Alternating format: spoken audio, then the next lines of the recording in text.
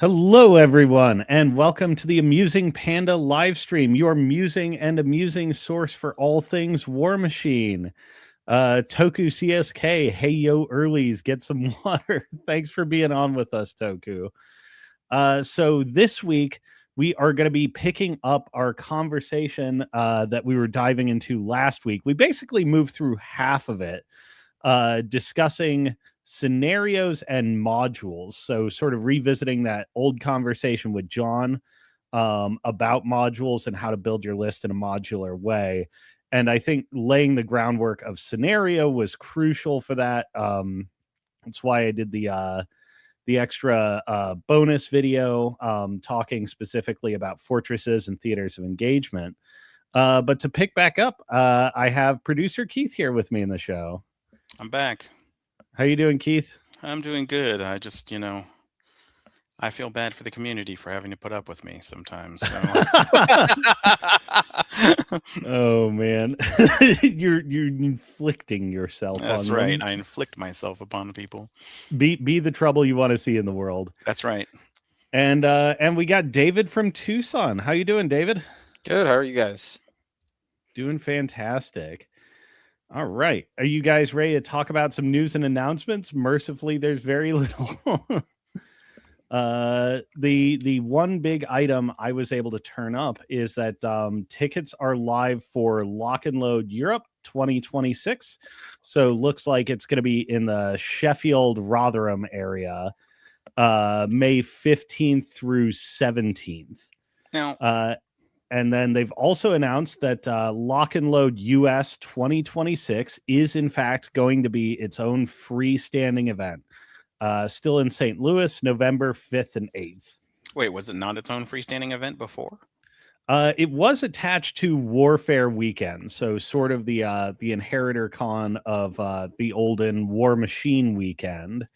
But I guess they Warfare Weekend decided to split ways because the Westport Chalet was getting a little too pricey, and Steamforge was like, "Nah, we love it here." So, does Europe have its own IG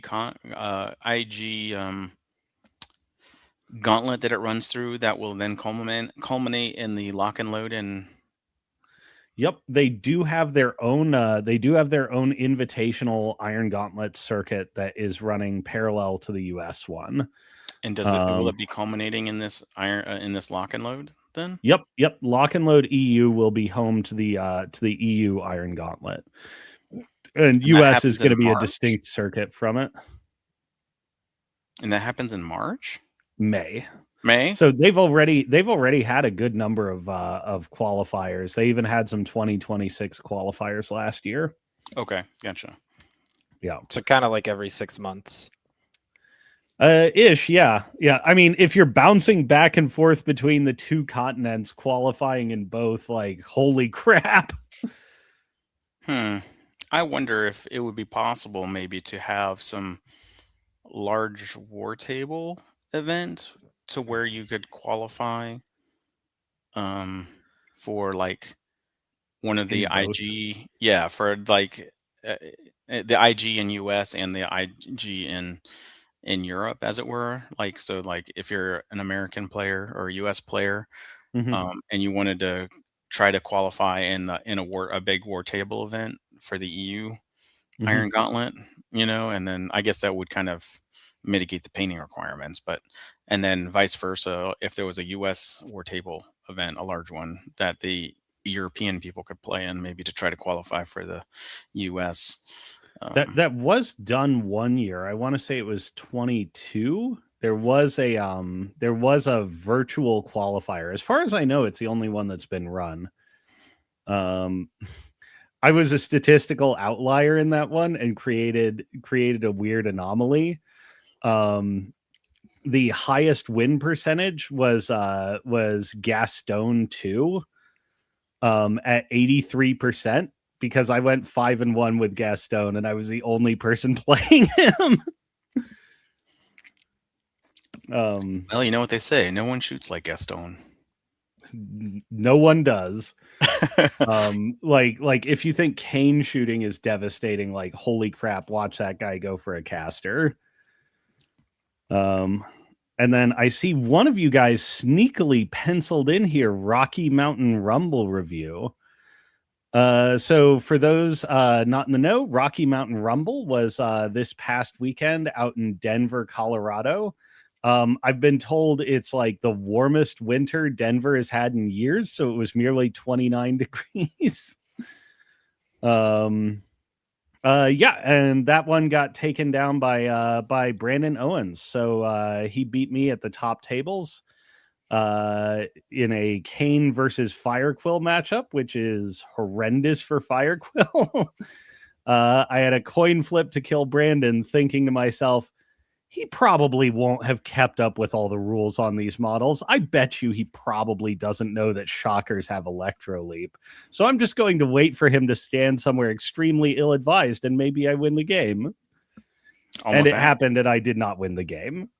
But it was close.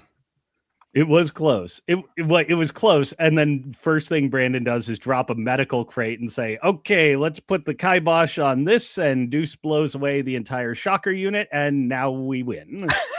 I don't know why. Why does he drop a medical crate? Like, Kane can take advantage of it, but he doesn't have tough. I don't think. He drops a medical crate just to heal him back to full, because I still have a bunch of like pig cannons and a frog and like a bunch of other random things where I can be like, yeah, I'll take 2% to hit your death a billion caster on boxcars. Yes, I will take 2% 5 times.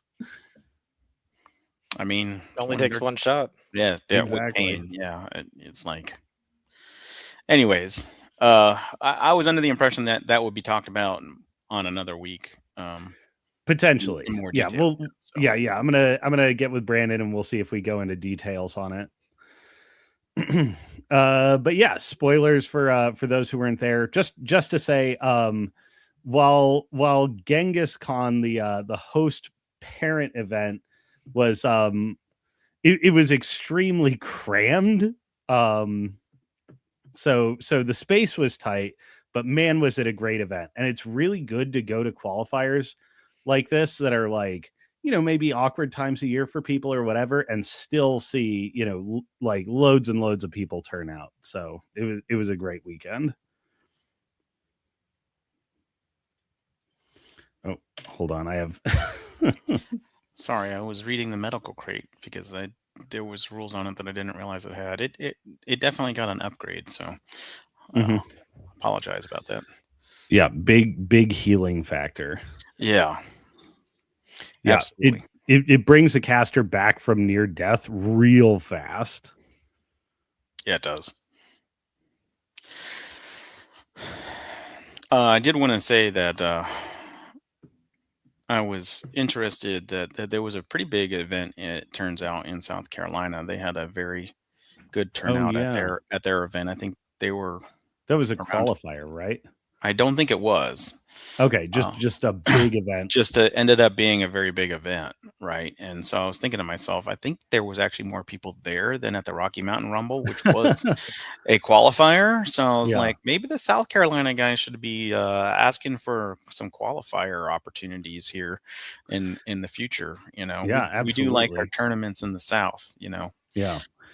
Yeah. Wait, I mean, I think it's a general sign of health of the game, and that you are having like local steamrollers that are getting really big, and qualifiers are returning from their collapse levels, and that there's just this huge amount of enthusiasm and people are really excited for the game.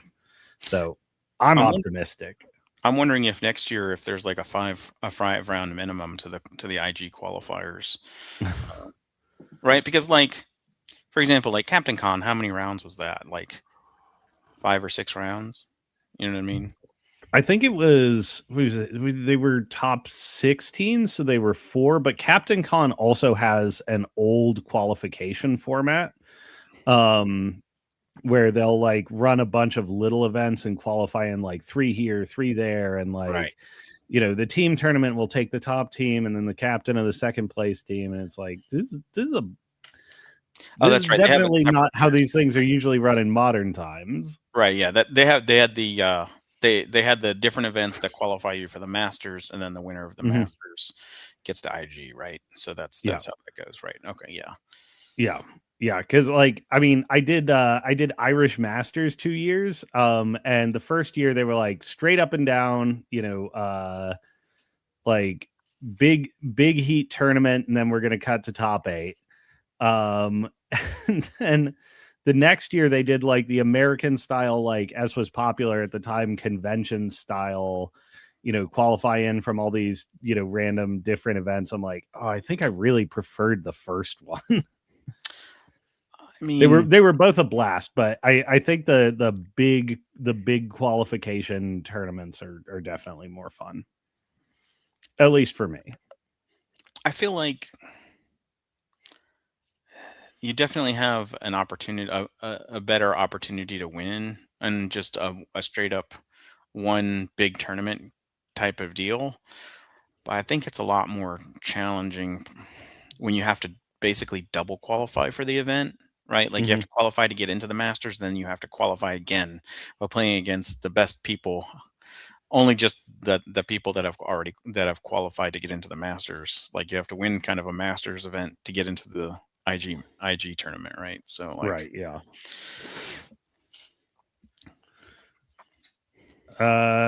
Yeah, I mean, there's there's a lot to both ways of doing it, and this yeah. is reminding me that I probably should do one of these episodes at one point on tournament systems. Maybe pull in some David Serlin concepts and stuff like that. But these things ain't modules. No, they're not modules. Well, they are modules. They're just different kinds of modules, right? Right. Yeah. These are logistical organizational modules. And we today are talking about modules in an army. So I don't remember where this terminology originated. And modules and units are often like sort of synonymous with one another, or like, model entries, because they're typically fulfilling some kind of role in your army. But actually, modules, and I realize I've listed a lot of in examples, listed a lot of individual units for describing each module type. But in general, your army is composed of a bunch of individual tools, and you can reconfigure them into different groups to accomplish different effects. So like, trying to think of a good example here. Like Lockabash brothers usually love to play on the flanks. But if you see Lockabash brothers and say maybe some pig cannons, this is a low effort. I'm going to sit in my own fortress way in the back and just hold and henpeck you if you try to approach, and make it suck for you to take this fortress. If you see like Lockabash bros and like, a Marauder crew unit, or like Lockabash bros and a frog and the spirit shamans, it's like, okay, this is an anchor in an offensive package that is intending to cross the board and pull down targets, whether they have good armor or defense, and just put them in the dirt. Like this is a flanking force that is really going for it, right? And one of my observations is that a lot of people tend to play the game in sort of like a stock standard deployment. Like a lot of people will deploy their forces the same way and sort of use them the same way every time. But you can actually recombine your army into, to serve different missions. And it's really important to have a sense of what those missions are, and what you're expecting these packages or modules to be doing. I have a So I get, counterpoint for you here, Cosmo, yeah, because like you say that, but like I think it makes a big difference whether you're player one or you're player two. Because if you're player one, then you're setting the engagement, and I think you're coming at this from a player one perspective, right? Um, like, doesn't it depend on whether you're player one or player two? Because if you're player one, don't you kind of have to prepare for however player two is going to counter deploy against you? So you're kind of almost incentivized to evenly deploy, um, because if you under deploy on one side, then your opponent can kind of counterplay you that way, right? Mm-hmm.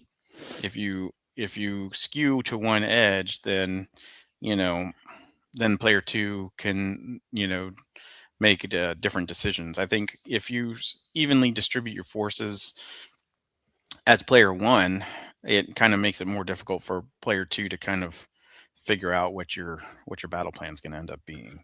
It can be, especially if you're good at unpacking your army. I'm thinking more of like, yeah, there is reacting to your opponent, but there is also things like, Deuce in the Black 13th. I will often, but not always, put Deuce and Black 13th on the same side, because when you put these two sets of models together, they do something which is remarkably powerful, which is exert a ton of range pressure on that flank against a wide variety of targets and slowly push it down. I don't necessarily want them deployed centrally, even if I'm going first to like counter deploy them. And I'm often identifying where they're going on the board based on the scenario geometry. Because while in the abstract going first, like it behooves you to deploy relatively symmetrically, the board you're playing on is not symmetrical. And will call for different forces in different areas to accomplish different goals. How about symmetrically with in with relation to the scenario? If that makes sense. Like if 2/3 of the scenario is say on closer to one side, then you would deploy 2/3 of your forces on that side and 1/3 of your force on the other, right? Like if that makes sense. Perhaps. So one of the modules I have on my list that I talked about with John back in the day, I called a core dynamo. So this is usually the heart of your list, like where your wombo combos live, and like the things that you're really juicing up to 11 with synergistic effects and stuff like this. It's usually centered around your caster, usually centered around your battle group, and contains many, many distinct model entries, but not always so. Not always so in that it's not always caster dependent, but it usually is. And it's usually the largest single chunk of your points that you have allocated is this module. And that deploys generally where the action is going to be. Versus like, Deuce and Black 13th is a skirmishing module. Usually wants to live out on the flanks, and it usually wants to position itself either again on a close flank when your opponent's actually massing resistance against them, or on an offensive flank where you're just going to drive out their defenders and take that entire theater of engagement from them over several turns because they're so difficult to attack. Does that clarify it at all? I mean, I didn't have a problem with what you were saying. I just, I think I guess clarify is kind of a good word, because you said that you didn't like it when people, or you thought it was bad when people, or maybe not bad, but less good when people kind of deployed symmetrically, as it were. Well, I think deployment, like also, changing the way you use models and stuff is completely dependent on going first or second, scenario, and matchup. So, yeah, I mean, they're all things to consider. So it sometimes it doesn't make sense to deploy something the way you're going to deploy it the next game. It just depends. Right. And the whole module thing is to break open that your army should be reconfigurable, because in the light of theaters of engagement, a lot of the scenario elements are off on a third of the board.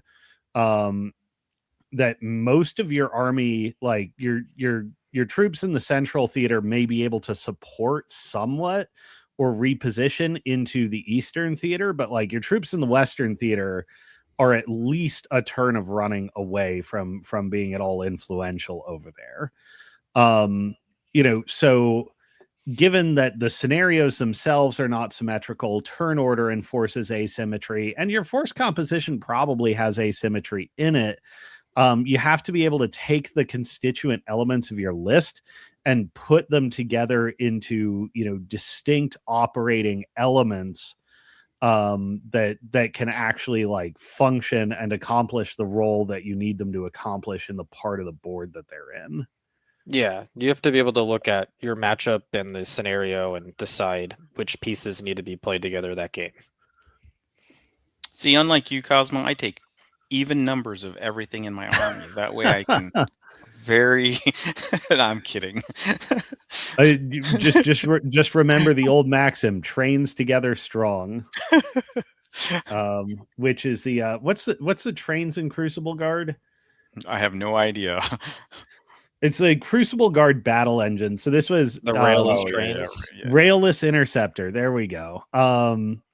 Railless interceptors, like double railless, were common for ages. They're everywhere because they're very powerful models. But when I saw people set like, here's my left hand railless and my right hand railless, I immediately thought in my head, oh, I'm probably going to win this game. One, because those models like are like powerful, and they're high armor, high boxes, light skirmishing troops with like pop guns and only decent powered melee attacks don't really threaten them, so they're nullifying wide categories of offense by both being together. And then because they're fast and they shoot and they do good damage, when they combine, their damage becomes exceptional. So like the mantra eventually emerged: trains together strong. You want them both on the same flank because they want to attack the same array of targets, they nullify certain kinds of offense, and they pursue the mission jointly really aggressively. And when I saw people split them up, I'm like, oh, okay, these incredibly powerful models are actually relatively easy to isolate on their own. And you're often surrounding them with like junk that isn't another train, so I can just clear that up and it's a train all on its own. Pretty easy to set up on. So asymmetry is a really important part of this game. But another natural expression of trains together strong, most cavalry units are actually function greater than the sum of their parts if they operate together.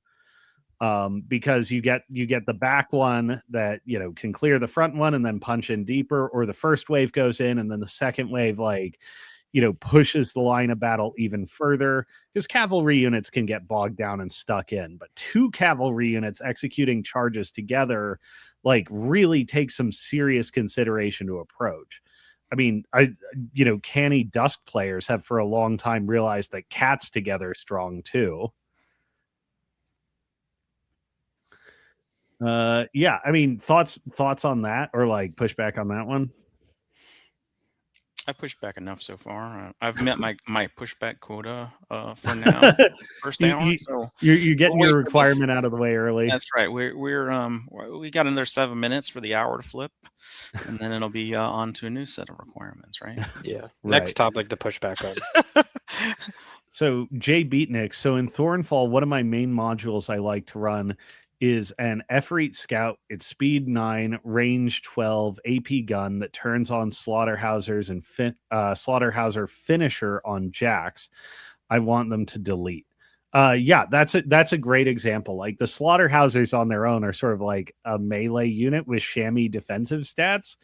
But if like that enabling piece forms a complete module that does really good damage output and can sort of range back and forth in a variety of tactical situations, whether it's the Efreet or the Slaughterhousers that are coming to the fore. I don't remember what a chain belcher is. Have you guys been following pigs more closely than me? Do you know what a chain belcher is offhand? No idea. I was just hoping that you did. I can look up a card. I don't know what a chain belcher is. Why? All right. Well, we can't all be looking at the app. We can all look. Look, I can put it on the screen if you want. Okay. I don't see them. All right. Well, we'll move on. We'll move on from my mystification at chain cultures, and we'll just continue into models. Maybe it's most helpful to actually go through like the different module types just with some examples. Oh, I kind of, yeah, tyrants are on the field. I kind of feel like an undervalued module is just kind of like, I don't even know, like I don't even think that most people consider it a module, but like really just like units that can just be on their own. Like doesn't even have to be cavalry. They could just be like good solid units because they don't need focus or anything like that. And like if you've got a combat solo and that maybe gives like something like Stir the Blood or something like that, and you just run them with a couple of just good units out, to control one of the theaters of engagement tomorrow from Cosma's airdrop over last week, then that can be good enough, because really you need to have some way to kind of control a theater of engagement that doesn't require your caster to be involved. Right. Yeah, usually I call that module skirmishers. Because they are independent, they do generally favor the ability to command more space through looser positioning that's not as interdependent between different unit entries, like doing X or Y or Z or bunkering defensively. So like Marauder crew in the past would have been like my apex example of skirmishers. They're generally self-sufficient, they're defensively poor, but like they essentially, you have a booty boss and maybe a surgeon following them around. They essentially have the ability to fight absolutely anything with like no external resource commitment. Another example might be like rock harriers backed up by like axers or like the bombard guys in Orgoth. Barragers, there we go. Another one that Chris gave when we had this original example is like a great example of skirmishers is like a bison plus some supporting elements.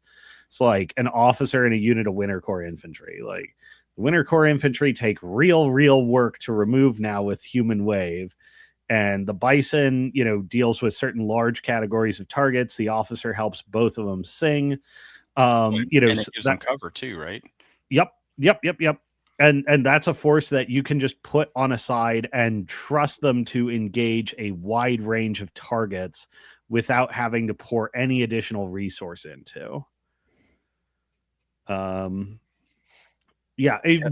thing I had in the notes here is I actually am considering somewhat that like it's possible maybe that skirmishers are a little bit less useful now than they used to be, now that more of the scenarios are central. But I don't know. What do you guys think of that? I think it depends on the specific model. I bet like if you look at some of the examples you listed, they also have like, some dual functionality. Maybe not everything that could be classified as a skirmisher would, but I think the better ones do. Like I don't know if a bison is bad now because it's the scenario is more central. It's still good at shooting stuff. Same with like the rock carriers. They're kind of good at being annoying and sort of hit fixing. Right. Yeah, it's just maybe their role is drawn in somewhat on most scenarios, versus in the past they would have been like, all right, you're in the Eastern Theater, I'm never gonna see you again, good luck out there, buddy. I'll tell you what, in some of those games that we were commentating on for Captain Con, there was a few games with rock carriers in them, and I'll tell you, they did way more work than I ever expected them to do. Those things those things are legit. I Yeah. mean, yeah, I'm sure they take a little bit of practice to use well, but yeah, they can get places for sure. Well, they've got a lot of ideal elements for skirmishers. Like you know, they have multiple attacks, so it's very easy for them to punch up into, other unprepared dorks that they may find themselves facing. Like if they're fighting a 5-man unit, they'll kill it in short order. They're fast. They have good innate defensive abilities. Like you don't need to pile any extra resources on them to make them really go. But they're not so sturdy and defensible that like if they're in the center of the board, they'll get picked up real quick. Like they're not necessarily core dynamo material. But if they win their flank and you're able to consolidate their gains, they're perfectly happy peeling in and lending their offense. Yeah. Their advantage, I think, is like speed and stealth. They're very, very fast cavalry with stealth. Right. I think they're technically longer threat range on the walk. Probably is speed 8. Yeah. Yeah, which is a weird break point to hit. Speed 8 large base. You do technically project damage rolls farther by walking. I also had, so I wrote most of this outline like 2 weeks ago or last week, to go with the previous discussion, which overflowed. And I had like a realization today. Like, I think it was just like getting up and making coffee or like brushing my teeth or something. And I'm like, holy crap. Warjacks low key have a secret advantage over war beasts, which is specifically that empower units let them operate virtually completely independent of your caster's control area. So warjacks can be really distant skirmishers, especially if you have like, it's very easy for an empower unit to straddle 2 theaters. Like they're always deploying it, maximum split horizontally. It's very easy for them to walk 6, pop out 2, and then empower 6. So they can shift focus so easily area to area. And it just lets warjacks be out on the flanks. One of the great things about like a bison-based skirmishing module is a lot of dorks on the flank don't want to take on that kind of defensive value. Warjacks are significantly better skirmishers than war beasts because they don't demand that your caster move their control area there to make them work at full efficiency. And they present exactly the same kind of problem where like, a lot of forces may have their offensive output seriously taxed by having to deal with a heavy that's going full steam every turn. Well, if you think that's good, Cosmo, I've got a deal for you. Think about this. Empower units plus induction. Think about that. I'll let you ruminate on that idea. Some shiny silver robots coming in. Yeah.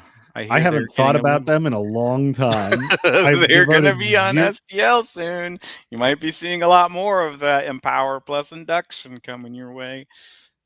Yeah, I have devoted 0 mental bandwidth to that faction. We will see if that gets to continue. Yeah, any thoughts on skirmishers and some good examples or like, illustrations of the point of like what these guys, are for? I have a lot of examples from my faction, but I feel like this stream spends too much time on my faction, so I don't really want to go there. I mean, Rangers are great. Rangers are great skirmishers, and Rangers don't necessarily need a lot of like backup to really do well. Like you get 1 or 2 more elements in there, and they're off to the races. I feel like any kind of unit that has got a decent defensive stat line. I wouldn't necessarily say that Rangers do, other than they have 13 defense and tough, right? But like there's some really good units out there that are like 12 or 13 defense with better armor that can really just be very difficult to take off the table without dedicating some serious, firepower that is more not worth really using on them, right? Like you don't want to use a boostable gun to kill rangers, right? Like that's not Right. ideal, right? Like you want to be using a boostable gun on a lighter or heavy or something like that. So, I Right. mean, any module with really good stats, like the unit that we were talking about, that everybody on this podcast love in Orgoth, which is what are those guys, the shield wall guys with the Oh, hand the cannons? execrators. Yeah, those guys are really good. I think they're a very Yeah. good module in and of themselves. Yeah. And like you said, if you've got a unit of empowers and a light warjack or whatever, you can run a unit with an empower unit with a light warjack or a heavy warjack or whatever. Just that way they can handle, if there's a 50 there, they can do it. If there's a 40 there, they can do it. And even if there's a flag terrain there, yeah, it's not ideal, but a 3-man empower unit is just fine holding a flag terrain that requires 2 models, right? Like, Yeah. Yeah, absolutely. And you mentioned the execrators. I actually have them living in another category, but like this is one of the important things about the module discussion is like execrators can be skirmishers. They can also be babysitters. And they really thrive in both roles. And sort of why the module discussion is like it's not just about identifying, oh, this unit is a skirmisher, this unit is a blah blah blah, but on this board against this force on this scenario, here's the role I need from them, who can do it. Yep. I think that's a better way to look at it. Yeah. They're not always going to play that role. They're just going to play that role when they need to. Right, exactly. And you got to like be prepared to put your army together maybe in novel configurations to handle different tactical situations. I'll give a cheeky example because it's not necessarily like a sustained strategic module, but my game against Brandon at Rocky Mountain Rumble, I put together the module of Booty Boss plus Shockers plus Spirit Shamans. Once again, I was counting on Brandon like maybe not being as familiar with this unit and making a mistake. Like, all right, I'm going to shimmy these guys around the middle of the board and give them stealth and concealment and just make it like a little bit more high friction to deal with so that Brandon probably doesn't commit the resources. And I'll just wait for my opportunity to sucker punch him. That was me going into a bad matchup and whipping together just like a dedicated sucker punch module. But like other examples, oh, hey, we got Mark in the chat. Nice. How you doing, Mark? And we got I like my skirmishers like I like my coffee, strong and single and strong. It's also it's also a glowing endorsement of muscle mommies. mm-hmm.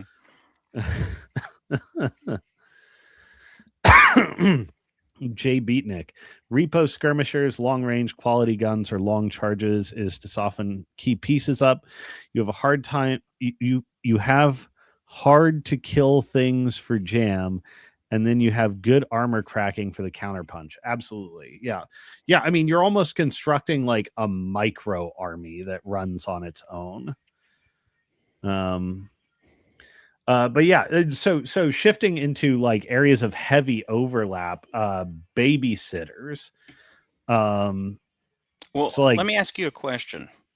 Yeah. What do you consider a module and what do you consider a babysitter? Because I think, at least when I was at Nova, what it looked like to me was that, and this might just be a part of the 2025 packet versus the 2026 packet, but it looked to me like what people were doing was they were choosing a side of the board almost collectively, where each player was basically just getting a babysit one flag or one objective or whatever, and they both kind of just agreed that they were just going to commit like a model or one unit or whatever, and they were just going to kind of like lob shots at each other from a distance, and whoever won it, it was fine, but nobody was really going to hard to commit to that side, and then all the action kind of took place on the other 2/3 of the board, and everything just kind of went. So they kind of just like, as it were, babysat, right? They didn't have a module, right? Like what I would think of as a module there, right? Like to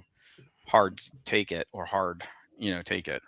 So, I mean, I consider babysitters their own module in their own right. And usually these are guys that are like, are we talking about muscle mommies in here? Only in passing. And then modules. Mark, you were on the conversation to figure that out. There's also an older episode I did with John Damaris back earlier in the show's running. I don't remember the exact title. It's not. Who's John Damaris?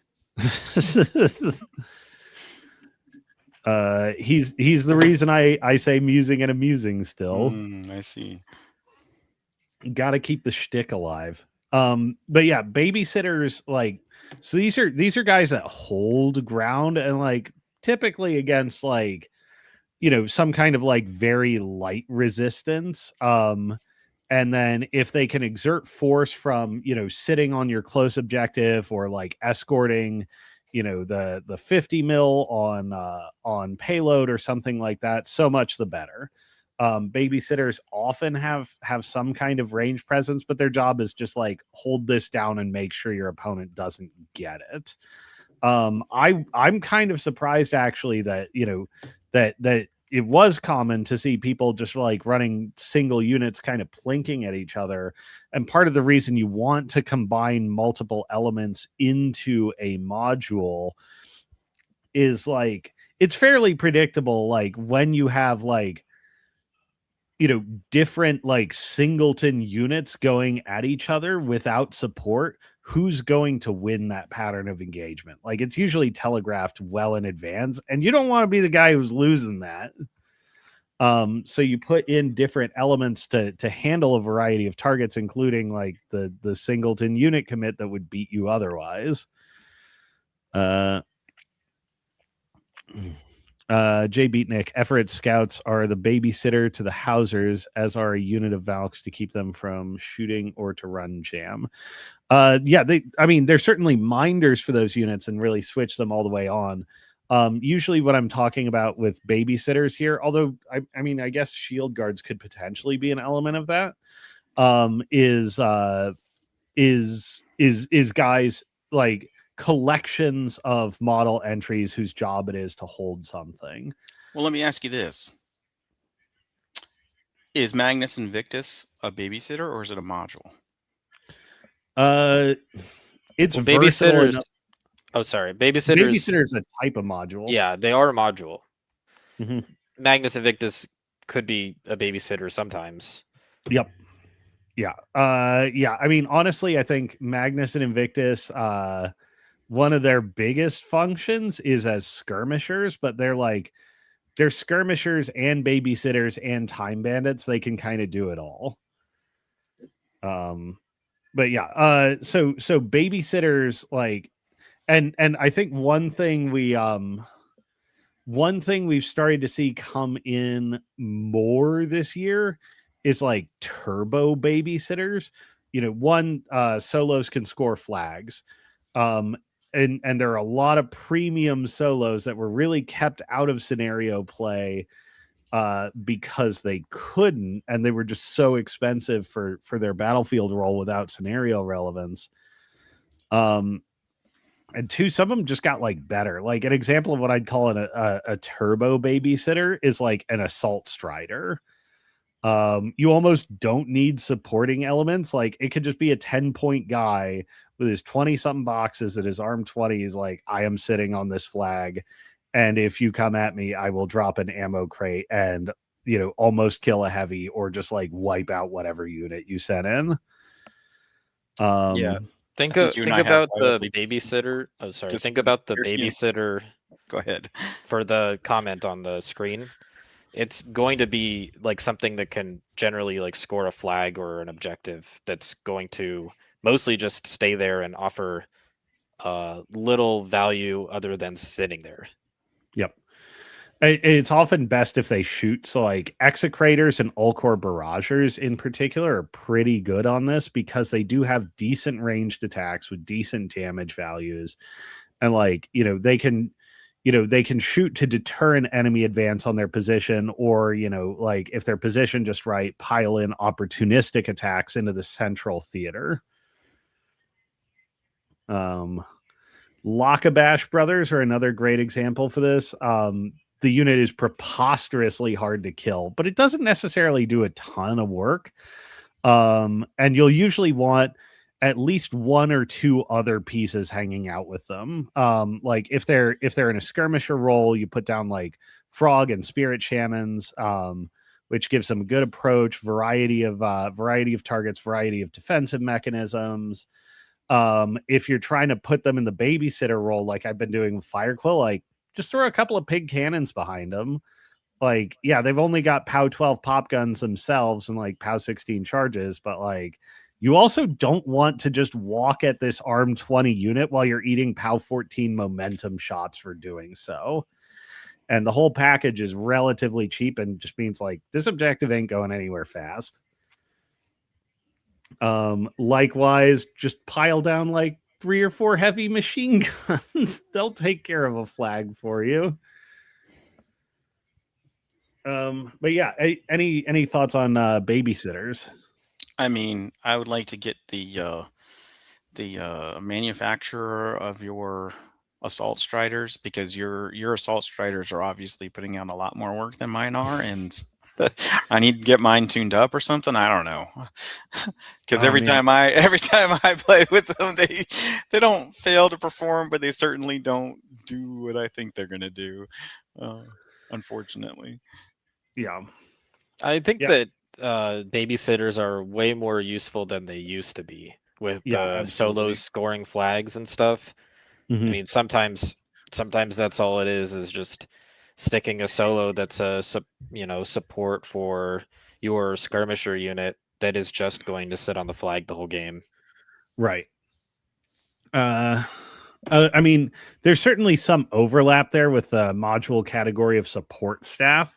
Support staff tends to be the smallest modules, as it were, because they're usually supporting a core dynamo, or like they're models that just hang back, like Arcanist, Stormvanes, Galley Crew, etc., etc., etc. Most of their role is do their one little job, but you know what? As you consolidate up the field, these guys just like, I am walking and scoring this objective that the battlefield is like has completely moved past. They're great for holding down fortresses that you sally out of.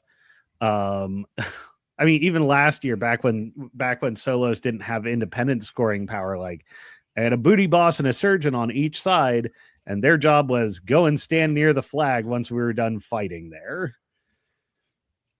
And so what would you say the difference between a babysitter and a module is, or is there a babysitter is a type of module? So modules are all these different packages here.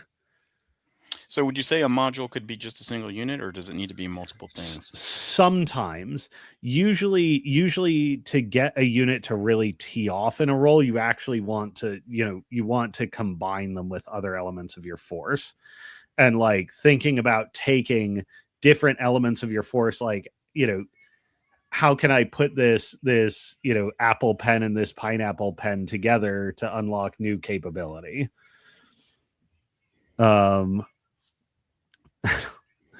yeah, support staff, like they usually track with your core dynamo, but like we talked about with skirmishers and unlocking warjacks as skirmishing elements with empower units, they're kind of free floating, and like just because they don't need to position offensively against your opponent, it's the easiest modules to like position to move laterally and redeploy between theaters quickly.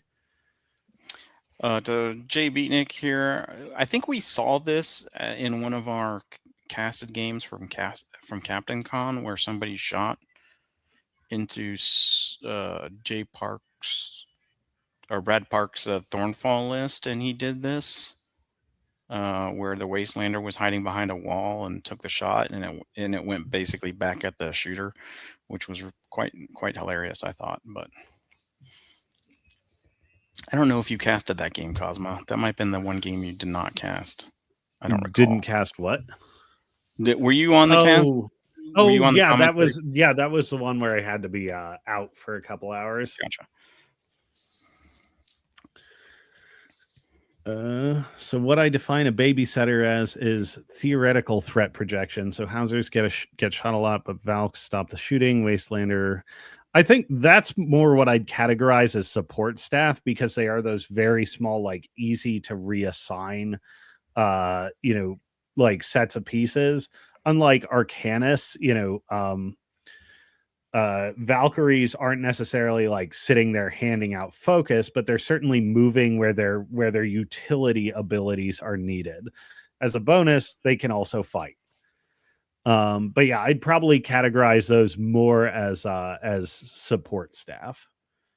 Yeah, and remember, like, the modules and how you categorize them are flexible, but what we're calling a babysitter is something that is going to generally just stay on an objective and not move a lot besides, doing like a couple shots or giving an ability out or something like that. Like a booty boss is a good example of a babysitter in a lot of ways. But At it's Rad also 5, he doesn't support really staff. shoot, but yeah. Yeah, but it's also Well, I mean, support staff. Like they can be both, but that babysitter is not babysitting units or models, they're babysitting objectives. Yep, exactly so. and like kind of like Invictus is good at this, right? Because he can walk forward a little bit, right? Shoot his gun if he's pretty far range, and then Magnus can energize him backwards, right, into the, back into the objective, right, to continue to score it, right? And then you can still have an effect on the field, even if it's not his full effect of, I'm a big body charging you with all my melee attacks. He's still able to project some force into the center or into the opposing side on the same theater of engagement or whatever, without having to fully get to it. If you want to go into the next one that Invictus is also in, we could just bridge him. But actually, so I want to talk about support staff. I see you put Nastilla in support staff, but I think she belongs probably in this next one, which is Time Bandits. Time Bandits' whole job is just steal time, waste your time, make it miserable to do something that you were going to do anyways, and make it take more turns than it should. This can range from very cheap, very small commitments like Bastion Falk ambushing in and saying, this objective doesn't score this turn, you better kill my defense 15, but to like Big Barney's entire list. Here's Execration of Blackest Night, and here's Star-Crossed, and nothing you do will work very quickly. I mean, I would probably put Nastilla and Aberration in Time Bandits, because, like, as Chris is fond of saying, Aberration just exists convincingly. He walks forward and says, like, here I am, I'm a big fat dope, I'm not necessarily charging down your door, but you can't leave me alone here or you're gonna be in trouble. I think it's both, but I also think, I guess it depends on how you classify revive. Is it support or is it time wasting? Yeah. I mean, of all the Super Juniors, they're probably the most split package, because Nastilla can basically operate also completely independent from Aberration. Like, if Aberration is taking attacks, which he should be, he doesn't need to be anywhere near her control area. So yeah, she can just be there, like, putting down revives. Here's my spray, here's a dark seduction, and Aberration has just got his goofy ass off somewhere, like making your opponent commit a bazillion attacks just to continue to move forward. I mean, would you classify Alexia as a time bandit too? Because she also brings recursion. It's not necessarily that it's not necessarily that it's bringing recursion, although sufficient recursion can accomplish time banditry. It's more that it's just a model that makes you waste time to try and do something. So like I think I take David's point in saying Nastilla is support staff, but Aberration is a time bandit.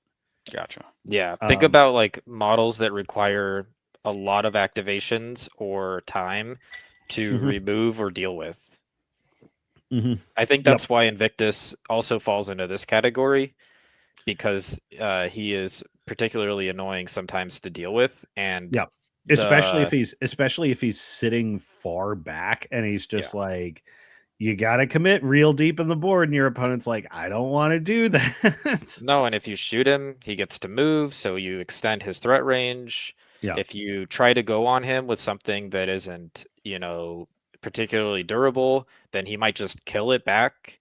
So he's just a headache. So I think he falls into several categories. I think if you are fluent enough with using Magnus and Invictus in all these different ways, he can fit into literally every category. Like, it's the most versatile 20 points you will ever spend because it can do everything. But yeah, I mean, Time Bandit's a great, another element of Time Bandits that's like actually quite neat is yes, Time Bandits is a fantastic film. But Time Bandits are often enhanced by using defenses. I'll often see people put down barriers in the center of the board and like, I'm going to get cover here. And then they never get cover there. And then they start tripping over it, for their own movement, or like even worse, their opponent starts getting cover off it. And it's like, this is, like, I see what you're going for, but like, I've seen it not be useful more times than I've seen it be useful. Versus if you have like guys on the side who are just there to waste time, putting down a couple of barriers, not like side to side or whatever to cover a wide area, but like this, so that they have fortresses they can progressively retreat behind. Like, it just makes it so infuriating for your opponent to approach them. So there's a great 0 point way to support this battlefield role by like redeploying your units to be part of a Time Bandit module. I was gonna say, like, don't you deploy defenses on your clock, right? So can defenses also be a Time Bandit for yourself? Sure. I mean, it is funny, but it's like, it seems to me, before I started playing Mark IV, I was like, oh, defenses are amazing. This is just such a great idea. And then I got to the first board, and there was so much terrain. And there was so few places that I could actually put things there where I kind of wanted them, because of obstruction rules and objective rules and things like that. It was like kind of a little frustrating. And then I just kind of decided that I don't really want to use all that time trying to figure that out and measure it out and all this other stuff. Yeah. And then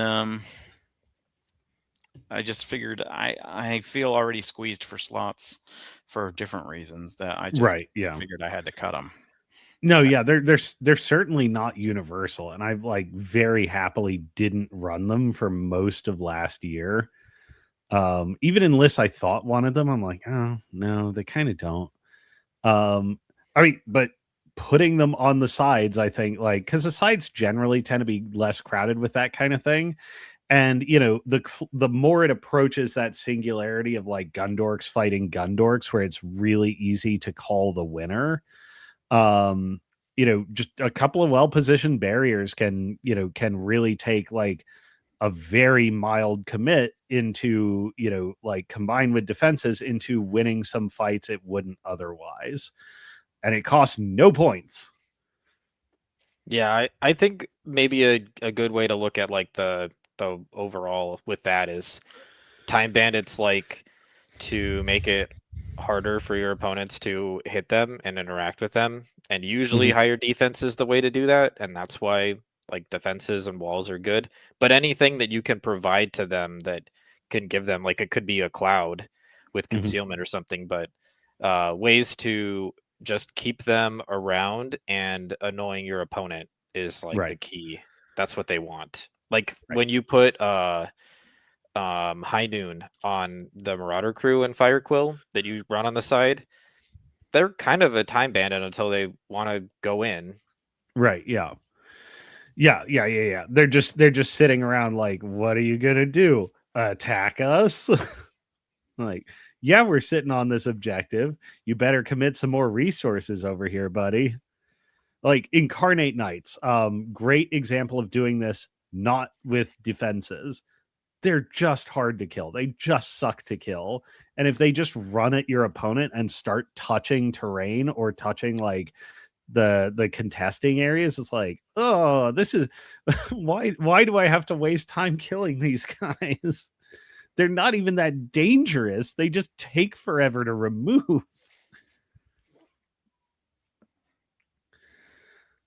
Yeah, any other exemplar time bandits we should say like combinations of forces that are just great at wasting time? I think there's some really interesting play with some of the defenses. Since we're talking about defenses, I think some certain armies that have a lot of flight can really take more advantage of the spike trap, right? Because it doesn't affect them, so they can kind of freely move through those areas, and you can get a little. Do you get affected by your own spike traps? I thought you didn't. No, Am I only a dummy? Oh, is it only opponents? Okay. Yeah. Okay. I thought you did. So on a personal level, I have almost never seen spike traps be relevant. I understand like when are you really gonna put down 3 barriers, but like I'm a big spike trap disrespecter. Fair. Let's see. And then I guess by process of elimination, we've gotten to the largest, most expensive, most combined arms module, which is the core dynamos. I think there's one of the super juniors here, like so core dynamos are like the big agglomeration of your pieces that do your wombo combos. They deliver usually disproportionate offensive value or defensive value, either by castling up under some crazy defensive synergy, or like I'm going to get X and Y and Z effect on you, and it's going to have this crazy outsized value. So like an example of a core dynamo is like Kishtar, her 3 tyrants, and her jackal. Those all run together in the middle of the board. They're trying to do the thing, which is realize substantive offensive output. And this module costs like almost 60 points. But when it gets rolling, it does a doozy on your opponent. And then the rest of your army is like constructed to, because you could theoretically keep adding tyrants and keep adding jackals, but eventually you're going to hit diminishing returns and you have to fight in different tactical situations. Your core dynamo can't be everywhere. So that's where you start looking at like introducing different Reaver units and stuff like that. Like, it's very easy in this game to get obsessed with combos and recognize that you still need to win a war of position. You just need to invest in a caster that's got an 18-inch control area, Cosmo. Then your core dynamo can be everywhere. I don't see the problem. Oh, I used to do that with Big Battle Group Shadow Tongue. That was a trip.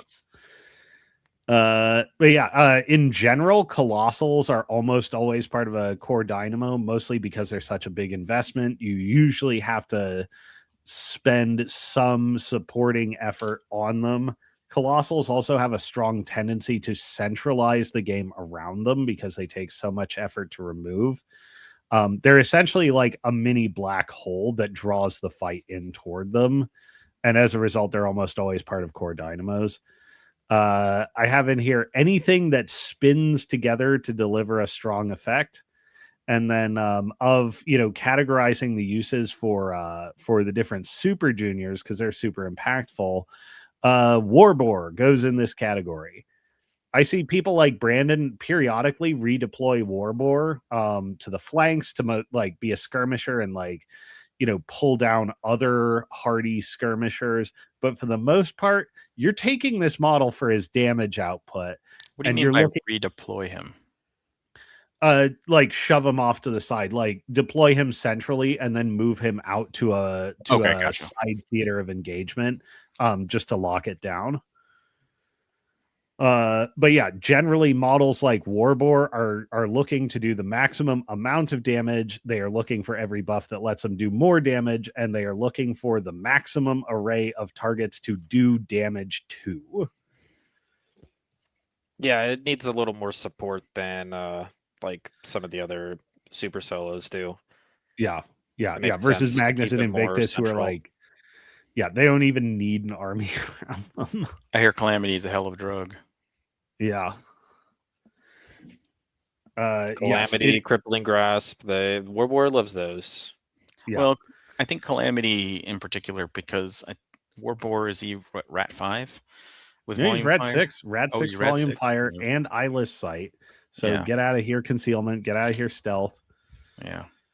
I guess, yeah. I guess he's high enough rat that he doesn't really want to pay any fury for hit fixing, right? He wants to just put it Crippling all Grasp out. offers that too. It's -2 defense. Is it? I thought it was minus. Oh, I'm thinking of.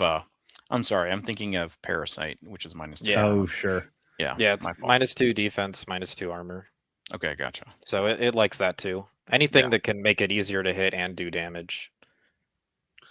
Yeah, absolutely. Yeah, Still this see it guy in Texas.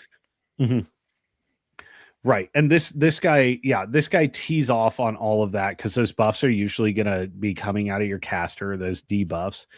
And it is. This game does have strictly superior spells. Both Midas and Arcadius have -2/-2 swings. Big pig, big value in pig faction. News at 11. Who'd have That's thought? crazy. Wild, right? Well, but I mean, Magnus and Victus, right? They can also benefit from the mercenaries as well as Nastilla and Aberration, right? Do you know? Yeah, it's the same story as Nastilla and Aberration and Dark Ops, though. They're extremely powerful in that army. So I spent a lot of the last several years, especially since like Magnus and Invictus came out first, and they were like these models are crazy, and like everyone's trying to shoehorn them into every list, and like any little ability that says friendly instead of friendly faction. I watched so many people like throw that at Magnus and Invictus. And it's like, Invictus can close out a game and like, wrap up the last pieces and have this very powerful end game dynamic, but like these guys aren't really crazy offense pieces. Like most of the time, like I've watched people try to give like combo support to them, and I've never seen it be worth it. Like, dude, you're way over leveraged on like super niche support that's actually kind of easy to take out. You know what I mean? Yeah, I think that like a good example for like Magnus Invictus is like Hunter's Mark, which is really powerful. It's easy. You don't have to invest a whole lot, and like once or twice a game you throw it out at something and they get +2 speed. Whereas like Nostilla and Aberration for like Dark Ops, there's a lot of, friendly because they're friendly faction, but it's mostly the support that Nostilla offers. Right. So you're actually taking it for like the opposite reason, not because the army can like buff them, but they can buff the army. Yeah, and like Magnus and Invictus don't like their range presence is good enough in the flanks, but it's not a game winner. Like Aberration has a big array of weapons, but they're really hard to support, and you're never counting on them. Welcome, Mike Mooney. Thank you for joining us. Yeah, like Big Pig, because he is a pure offense piece, is like essentially the only one that is supportable with how much this game is geared toward friendly faction. It also has enough offense, right, where it's like actually worthwhile to try to do it.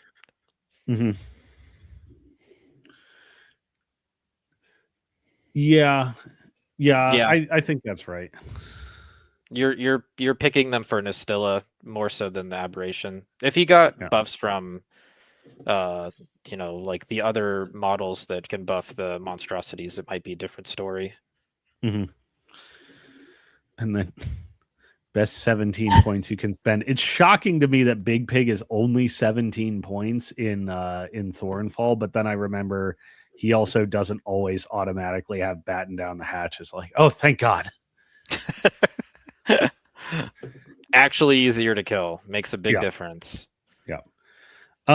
But yeah, I mean, just touching on Big Pig real quick, like, you know, part of, you know, he almost always is part of the core dynamo, but you know, this whole discussion is about like your army should be reconfigurable and you should be really familiar with the capabilities of your models such that you do reconfigure them. Like Brandon in my game against him this weekend was running Big Pig, Rowdies, and Eris down a flank as a skirmishing force. That is terrifying because there's almost nothing that can sit on a side of the board, generally unsupported, that can deal with the prospect of like being killed out of cover or being made stationary or having a killing spree unit roll through it or just eating a boatload of boosted POW 15s on no support. It's like literally nothing likes facing that combination of things. And it's an expensive skirmishing force, but like hot damn is it decisive. Like almost nothing can live on That's that a third flank of your army. securely. So I guess if you commit a third of your army to each state, each field of play, right, then seems like the right amount on paper.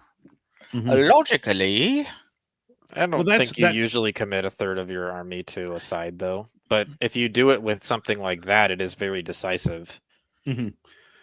Right. And like the asymmetry of the scenario often means that your flank commits are also not symmetrical. Like the one scenario that's literally geometrically symmetrical is what's it called? Fault line. two fronts, fault line. Fault line. Yeah, fault lines geometric, like it's the only one where you can pre-deploy all the elements and they don't shift at all based on who's first or second. But the three theaters of engagement in that scenario are really different. Like your close objectives are so close that your opponent really has to reach to even get there. And like the far objective on that side is just at the center line. Like it's the easiest thing in the universe for you to contest or even to score with like pretty minimal commitments. Like you don't even have to stick your ass out in the wind. Versus, you know, on the other side, those objectives are so far away. So, you know, your distant flank almost has to be either like we're going to run some very token elements to deal with like token opposition and disrupt them one or two turns, like maybe 10 points in there. The other philosophy for the distant flank is like we're putting almost as much as the center gets, and we are just going to make a hard drive across this board and get that and make it mine forever. You know, so like the different, like two fronts is an obvious example. Like one side's units, one side's battle group, very disproportionate. Yeah. And you can, and like, you know, you'll often take it as like, oh, that's the you know, that's the flank where my units go, and that's the flank where my battle group goes. I will split them up and they will do that thing. You can often identify, just like with they're so far away, doesn't anybody fight on the flanks anymore, but you're so far away. I don't understand. But I think that what he's trying to say there is like you feel so disincentivized to fight on the flanks because it's so far away that you may as well just group up in the middle and just seed that flank. It's almost like because your opponent's probably going to do the same thing, right? Like, and so then it just kind of just becomes a fight in the middle. Not necessarily. Not necessarily, but you so I was thinking about this at Rocky Mountain Rumble, and like, you know, that because I played my game and my game was relatively quick. But what, you know, I spent some time walking around and looking at the other games after having just recorded the fortresses and theaters of engagement video, like, you know, a couple of days beforehand. I'm looking at these boards and like, a lot of these battles are actually assuming S-shaped patterns of engagement. In that they're either fortressing toward their own close objectives and attacking like diagonally across the board at each other, or or that the games are both people are pushing hard at the distant flanks and then turning back inward toward the center. So that's what I mean by S-shaped. It's a little abstract. I should maybe put in some more diagram time. But I saw both patterns of play happening. Yeah, I think that having strong flank play is going to not only win you a lot of games, but is one of the things that is probably making some armies stand out amongst others, because it's probably more important now since your flanks are so isolated sometimes. Right. Well, it's also probably the biggest weakness of like metagame threats like Kishtar or Lilith or Boris. I mean, I think Lilith is probably the strongest generalist list of the three, but she has that control area limitation. Like she can only go so far without personally committing, and she really relies on units like Incarnate Knights to like, okay, I need you guys to buy as much time as possible here, because if I'm going to come up and help you, it has to be the whole core of my army coming up with me to do it. Yeah, I think she and Kishtar are probably pretty comparable in that sense. Mm-hmm. Maybe Boris has different problems because he has to play such an expensive single model, but Yeah. if it's a board that favors it, it single-handedly can threaten a lot of the table. Mm-hmm. JB No, yeah, brings up a yeah. point. Snipe. Go ahead. I was just going to say, snipe essentially means that that the Mastodon does in fact interact with all three theaters of engagement from the center fully every turn.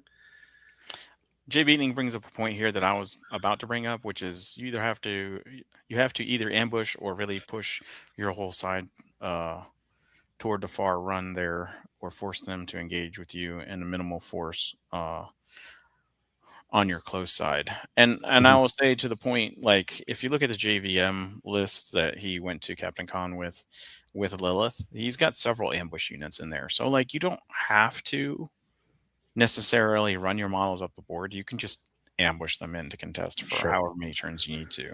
And he's not just running an ambush unit. He's running, I think, 3 in that list, right? So like you can kind of do it that way without having to run up the board. Right. I mean, I've like with Firequill, for instance, I'll often, depending on the kind of opposition, this is not good for all opposition. If I was to see Warbor on the other side of this play, I'd be like, boss, I don't feel so good about this. But just like Bosun unit, high noon on the Bosun unit, defense 14, dodge. You put a pig dirge with them, so their backup ranged attack is reasonably to quite accurate, and you just run them at your opponent and go duck and cover. And then there's like spirit shamans following up behind at a respectful distance so they can, like follow up to take a flag. And your opponent's like, crap. I either have to abandon my close 40s or like really recommit resources that were not prepared to deal with this unit just storming up the board and threatening to do a no quarter charge and just take this entire decisive section of the board. That whole module costs 15 points and like 1 upkeep spell. Yeah. Like with sufficient aggression, you can absolutely take distant objectives very quickly. And especially if the expectation from your opponent is like, no one would go for this because it's so far away. Like you gotta be prepared to identify that very early on in play and punish it. I mean, like the typical way that I punish that sort of play is if I see that it looks like my opponent is going to lightly commit to a side of the board, I will also lightly commit to that side of the board and then either heavy airdrop or ambush in extra reinforcements, because they won't. after the first turn, like the lines have kind of almost been after the first 2 turns, the kind of lines have already been drawn, as it were, right? Right. Like, and so their ability to recommit is significantly less, and you can kind of get it right without Yeah. them. Yeah, absolutely. Yeah. Like if it's surprise, here's a unit of commandos and a blocker. Good luck ever scoring again. Right. Yeah, I think being able to know how to allocate or allocating the right amount of units or models to like your far flank on these scenarios that are very wide is like the, make or break in a lot of games. Mm-hmm. Yeah. Yeah. And sorry, go ahead, Keith. I was gonna say, and we're gonna have to be a lot more aware of this sort of thing going forward, as with the Vietnam trolls really being released very much right now. Um, they're actually playable right now, even though I don't know that I would necessarily play them right now until they get a little bit more releases, but they are 100% playable right now. And those trapdoors are really going to allow them to get up the field in ways that you didn't expect them to. So like the battlefield mobility could be very high Right. going forward in this game. So Right, yeah, because you can have you can put guys in the tunnels on turn one, and then like Rattles walks forward and shoves a marker 3 inches, and then on your next turn he shoves another 3 inches, and guys come out under what's his name's feet and just like immediately start attacking, when they left the field like just outside your deployment zone. right. And now they're like damn near on your opponent's deployment zone. Yeah. Let me see. I think there's some more general observations I'd like to take as a closeout, but I think what might be good is like an illustration. If you guys want to, I also have to run to the restroom. But let's pull open some lists and start to do an examination of like one of each of our lists, just to look at reconfigurability and how we can take the elements of an army and put them together. Because I think like if I look at armies that I'd consider like generally fragile, I'd say something like a really really big battle group army can often be quite fragile in terms of modules, because uh unless the warjacks, for instance, are really really varied in what they're trying to do, it's difficult to get them to do anything other than like support each other with more hammer. You know what I mean? um so like variety is the spice of life, but then again also trains together strong. So like it's a mixed bag. You just like, I think it's really worth being familiar with the capabilities of different models and really having an eye for recombination.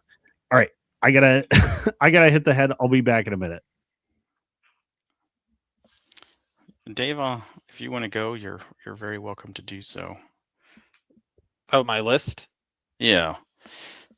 I mean, I don't like talking about Gravediggers because Brandon's a Gravediggers player, I'm a Gravediggers player, and Brandon's on here so often that it just, I think, gets oversaturated with Gravediggers. And I think Cosmo's also a Gravediggers player, but there's not enough Orgoth players, right? And, Okay.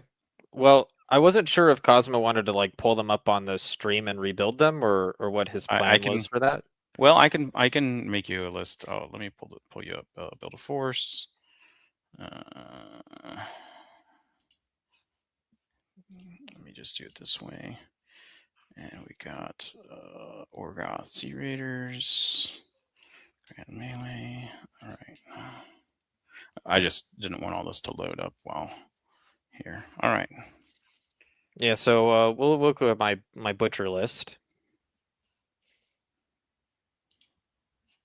So I'm playing Jackal, Arknode, and 2 Tyrants. That one's pretty close. Yeah, it's just the cheapo Mason arm. Clawed Fist.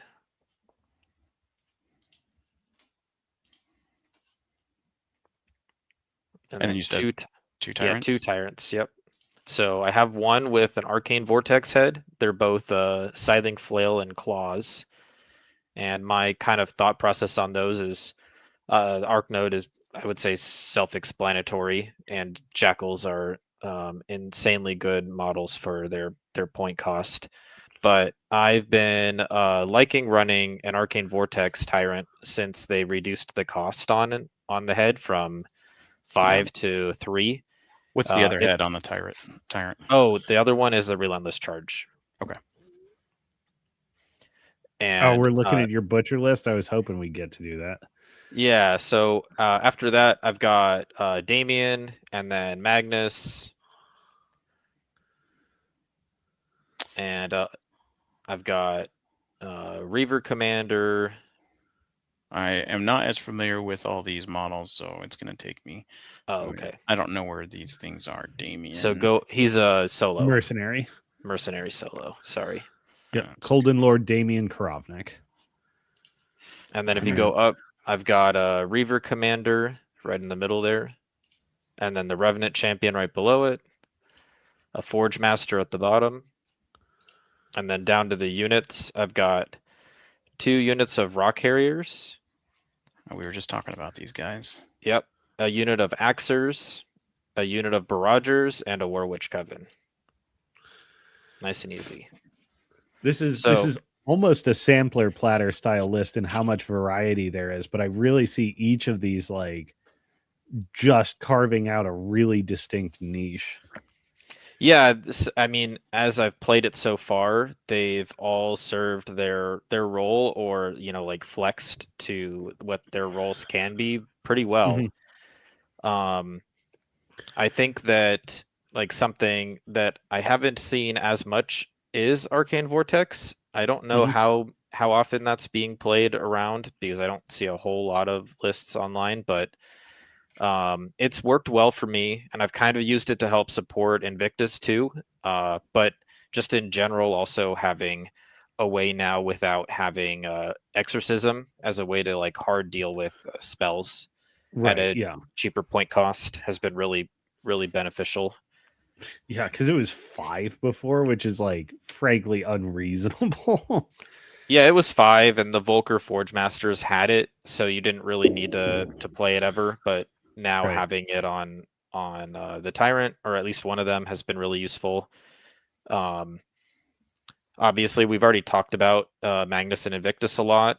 They're very self-explanatory as like kind of their own unit. Yeah, exactly. They're their own thing. They play differently depending on which what the matchup is and what the game is, but they've consistently been a very valuable tool for the list. They can go on a flank, which is not generally where Butcher wants to spend his life fighting. Or, if you're going into like a principally melee army, you can also put these guys like right in the center, right in front of Butcher, and treat them sort of like a mini Colossal. Like you're just going to draw the game to these guys. Well, there you go. Yeah, like they've been fantastic. I also have been utilizing kind of what you mentioned too about the kind of sort of buff that Jacks have over beasts, where the Warwitch Coven can keep a Tyrant empowered when it's not in the control range, and it doesn't really matter because it still can do everything it wants to do by just getting empowered.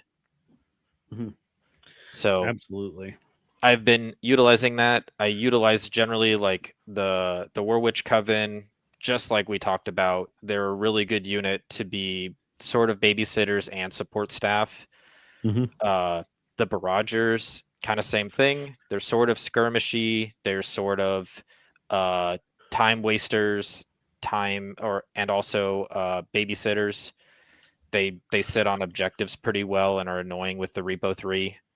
12-inch range on their guns is really nice. Plus, reviving 1 or 2 of them a game is very frustrating for my opponents. Sure. Yeah, they're like, what do you mean? I just pop gunned that guy down. It took me 2 turns. Yeah. And because of like placement and stuff, a lot of times they can, still be useful even the turn that they're revived. I've been using the Axers as kind of like a second wave, part of the core dynamo sort of. They're there to play safe until it's their time to shine. Right. But the overperformers have definitely been the Rock Harriers. I was not big on these models last year, and the changes and the point cost reduction has been very big. Right. Well, what changed? They came down in points and lost gang. Is that it? Yeah, they lost gang. They went up in POW, so they didn't lose damage, but they Right. still have sitting vulture. And I think the big thing is like the point cost. Honestly, 2 points less for running 2 units is really beneficial for this army. So how often do you find yourself like, because I'm guessing here that the rocks are almost always doing skirmishing work for you off on the flanks, right? Yeah. Yeah, They're less good in the middle. Yeah. How often are you doing trains together strong with these guys, or are you usually trying to back them up with other elements, or like how often do you do either one, would you say? It's probably about 50-50. They are really good together because they can really spread out, and since they're stealth, like my opponent might kill 1 or 2 from each unit, but they're not going to kill both units.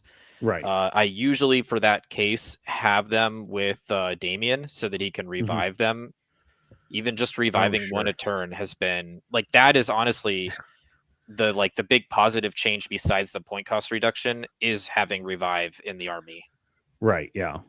Because it's no longer keyed to Butcher's feet. Like, and Korovnik doesn't even need to be anywhere close to Butcher. Like, he basically just has to be in control to keep doing that, and it's a range 8 spell. So, like, a lot of people put him in for a lot of people put him in for a cheeky hunter's mark, but he's like perfectly happy just running around saying, "Here's more dorks."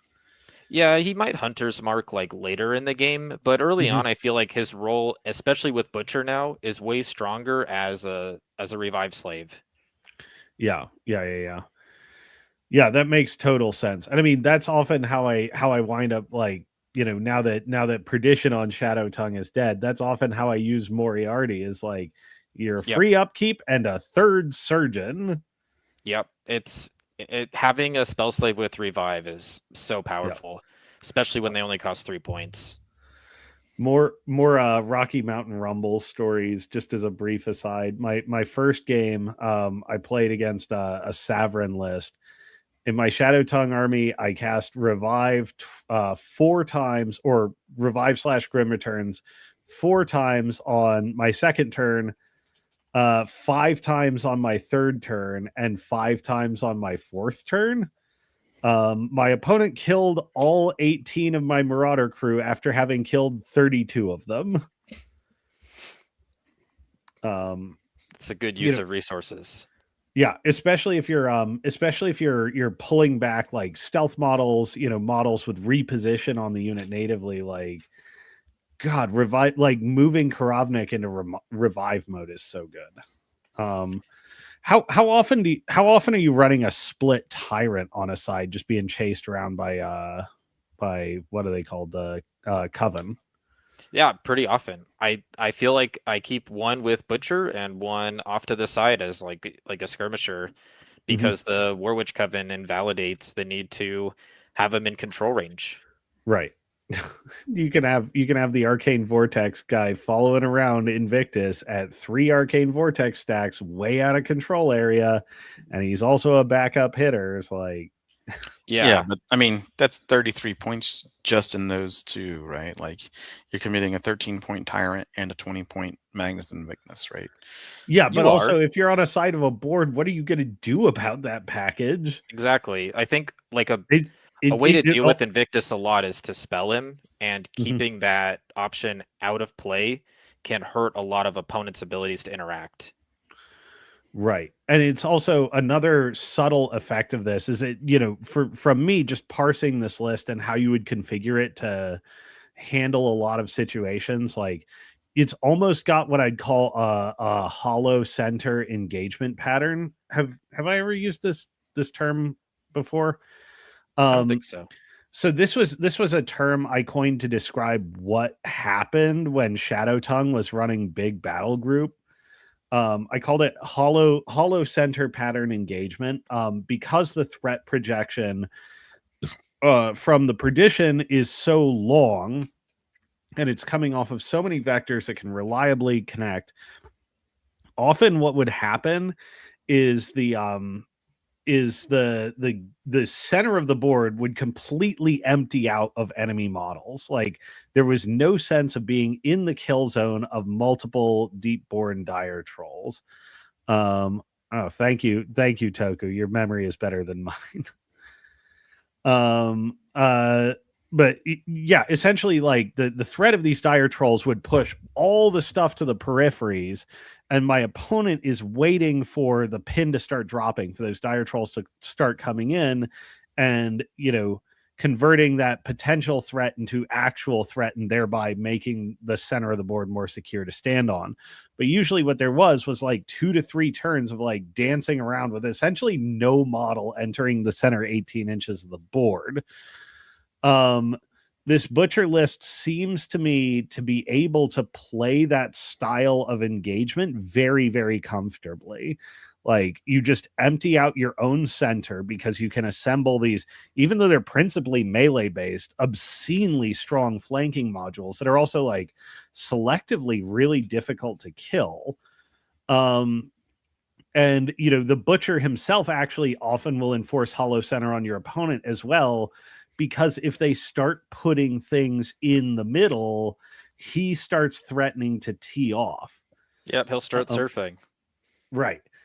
And if you take the 37 points to go Tyrant, Witches, and Magnus and Invictus all on a side, you could maybe even throw the Barragers in there too. What that does is, like, that's so hardy, and that's so much pressure coming up a side, it may force your opponent into the center of the board just to escape it, which is an area that's hollowed out for a reason. It's where they don't want to be. So yeah, it's almost 40% of your army right there or more. But it can definitely, like, perpetuate a board state that is aggressively bad for your opponent, because Butcher is almost his Deathjack is a new hollow center enforcer. That's an interesting point. That's probably right. But yeah, Butcher is also his own hollow center enforcer, I guess, to borrow Mr. Mike Mooney's point there. Yeah, I've had a lot of fun playing this list too, and it definitely does create that vacuum in the middle a lot of times, because your opponent is scared to put pieces that might die to the Butcher itself. So if you think about, like, killing potential of casters, he's definitely way up there. Mm-hmm. But and if he gets to kill, he's functionally invincible. Yeah, sometimes your games are over that way. Mm-hmm. So what's the most exotic, like, combination of modules you've found yourself doing with this list so far? Well, a lot of times it's very similar. It's like 1 or 2 units of rock carriers with Barragers on one side, and then the other side is Invictus and the Arcane Vortex. But let's see. I think I've done a time where I've run Invictus in the middle, because with the threat of Hunter's Mark, you can just threaten to throw him all the way up your opponent's board into their back line, and they can't do much about it except stay away. Right. Yeah, because he threats 15 inches before they've even interacted with him, and after that it gets worse. Yeah. Oh man. Another thing I think I've this is probably a topic for another day, but I feel like people overrate the power of threat range in many cases. Like, Yeah, you can threat the world, but you usually pay for it. And threat range is like it's like Windstorm and Old Umbre. Most games people rack Windstorm out of force of habit and they cast it once ever. Threat range is generally only useful on the engagement. In basically the whole mid game, threat range stops mattering. It does come back in the end game though, which is pretty wild. Because having long threat range extenders in the late game actually lets you transition theaters of engagement across the board, essentially without having to forfeit your action to get there. Like if you're threatening a 14 or 15-inch charge in the late game, it means you can redeploy theaters on the offense. Invictus in particular comes in, obviously as a late game tool with Hunter's Mark. He's also an early game tool if you do choose to play him centrally. But Invictus most of the time probably happy living on a flank, but under Butcher, he can come to pretty much wherever he needs to, whenever he needs to, in the later phases of the game. And that's a really neat trick to have. Yeah, I think that the flexibility with Hunter's Mark just gives Invictus a little more juice than he already has. Yeah.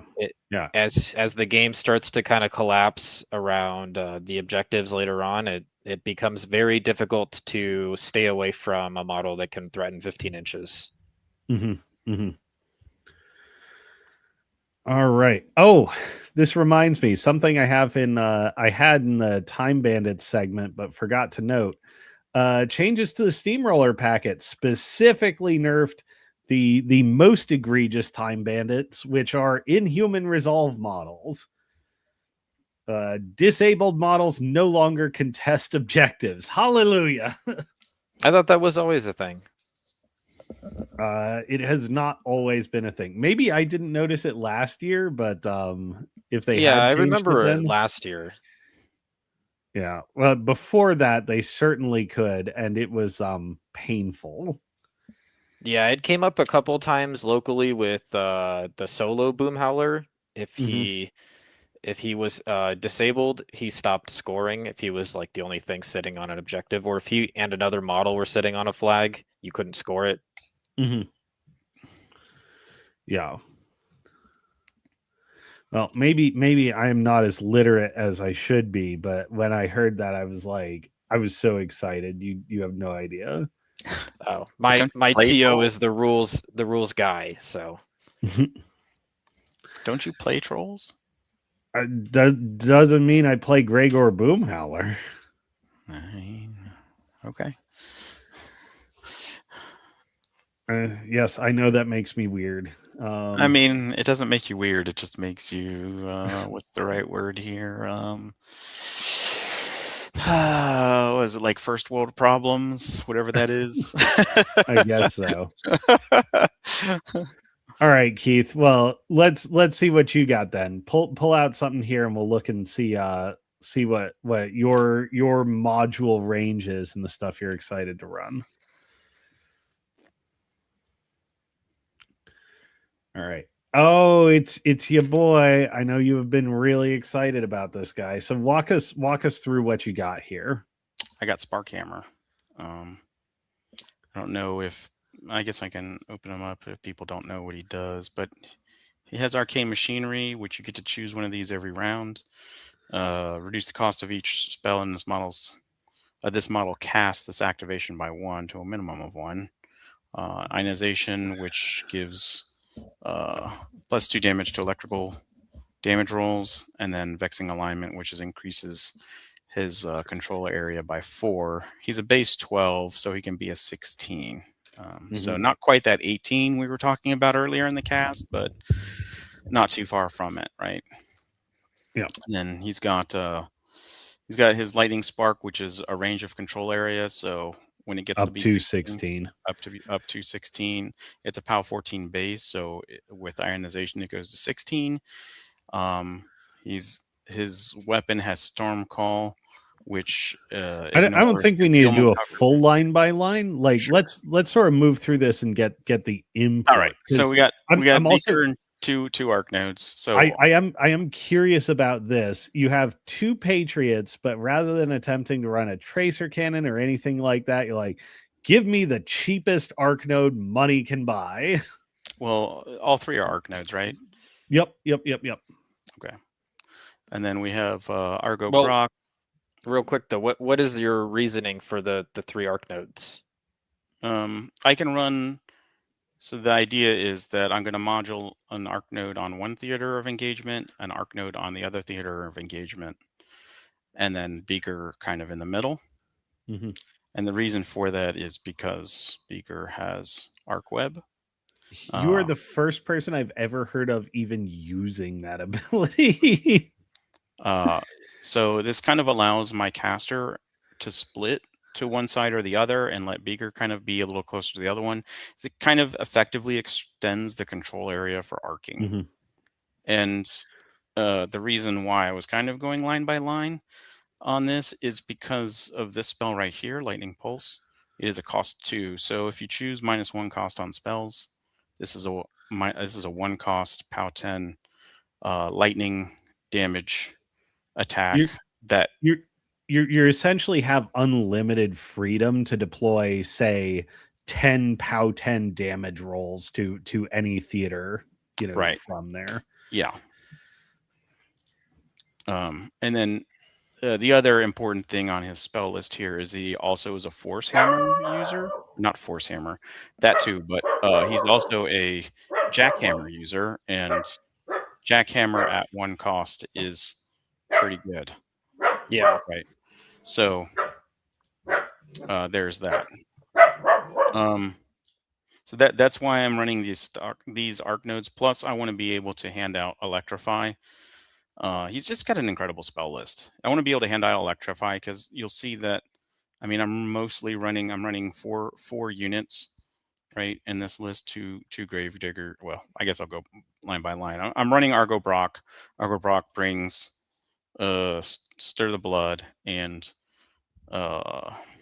Revelry, because all my models have tough, and Stir the Blood.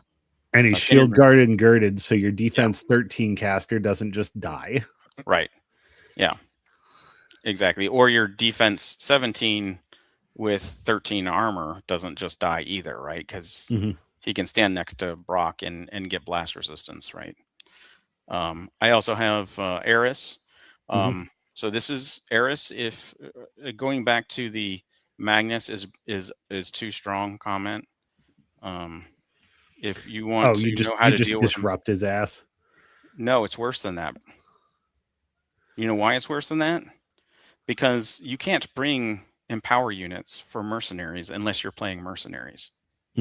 So when you charge Invictus with Eris and you stationary him, unless you racked put the fires out, you are not going to allocate to. You're not going to be able to stand. You're not going to be able to unstationary Invictus, and then when Eris shoots him and disrupts him, he's not going to be able to do anything next turn.